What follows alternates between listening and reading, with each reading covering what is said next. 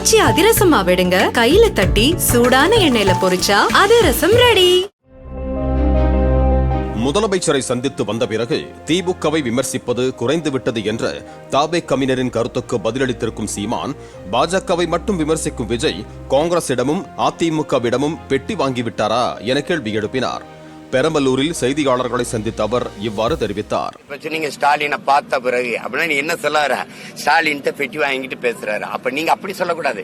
ஐயா ஸ்டாலின் சீமானுக்கு பெட்டி கொடுத்துட்டாரு எப்படி சொல்லணும், அப்படி சொல்லணும். இப்ப நீங்க பிஜேபி கொள்கை எதிரிங்கிறீங்க, காங்கிரஸ் பெட்டி வாங்கிட்டீங்களா? திமுக அரசியல் எதிரிங்கிறீங்க, ஏடிஎம் கிட்ட பெட்டி வாங்கிட்டீங்களா? இதெல்லாம் என்னக்கடா ஒழிப்பீங்க? சமீபத்தில் தாம் கோவையில் பேசியதை யூடியூபில் 2 கோடி பேர் பார்த்திருக்கிறார்கள் என்றும், விஜய் நாகையில் பேசியதை எத்தனை பேர் பார்த்துள்ளார்கள் என்றும் சீமான் கேள்வி எழுப்பினார். தன்னை பார்க்க கூட்டம் வராது, ஆனால் பேசுவதை கேட்க ஒரு கூட்டமே உள்ளது என்றும் அவர் குறிப்பிட்டார். நான் பேசுறத நீங்க போய் பாருங்க, எத்தனை கோடி பேர் பார்க்கல. கோயம்புத்தூர்ல நான் பேசுனதை 2 கோடி பேர் பார்த்திருக்காங்க.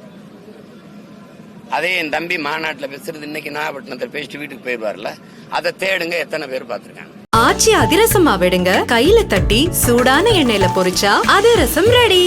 பிளே ஸ்டோர் மற்றும் ஆப் ஸ்டோரில் இருந்து பாலிமர் செயலியை QR கோடு மூலம் பதிவிறக்கம் செய்யுங்கள். செய்திகளை உடனுக்குடன் பெறுங்கள்.